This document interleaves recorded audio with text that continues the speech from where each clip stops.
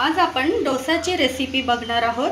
त्यासाठी मी 4 वाटी तांदूळ आणि 1 वाटी उडदाची डाळ स्वच्छ धुवून भिजत घातली आहे। आता ही 4 ते 5 तास आपण भिजत ठेवूया।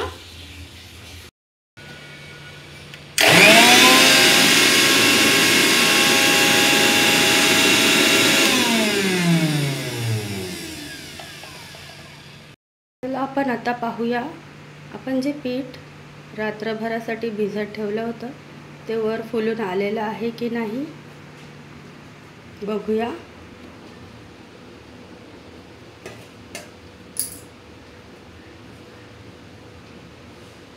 वाव, हे बघा मस्तपैकी पीठ आपलं फुललेलं आहे। आता आपण याचे मस्त गरम गरम डोसे करून घेऊया।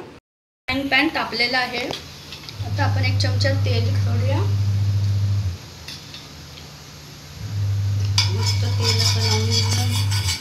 आता आपण या डोसा टाकूया। पीठ चांगलं हलवून घ्यायचं। पीठ मस्त हलवून घ्यायचं म्हणजे छान डोसे बनतात आपले।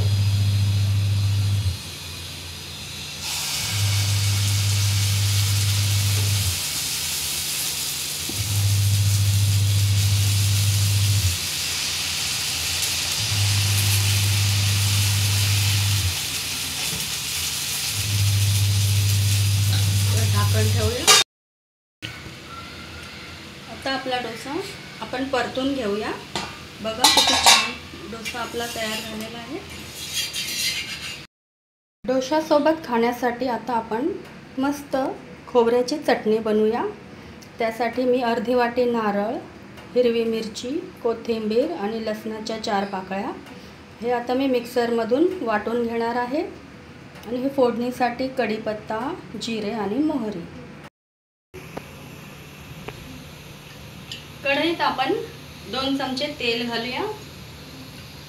आणि आता फोडणीसाठी प्रथम मोहरी, जिरे आणि मग कढीपत्ता हे छान तडतडलं की मग आपण हे वाटण जे आपण मिक्सरमधून काढून घेतलं आहे ते वाटण आपण फोडणीला घालूया।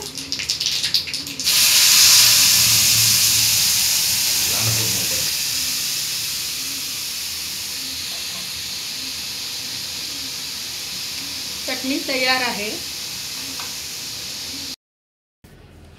आपली डोसा आणि चटणी खाण्यासाठी तयार आहे। मस्त कुरकुरीत डोसा आणि खोबऱ्याची चटणी। एन्जॉय।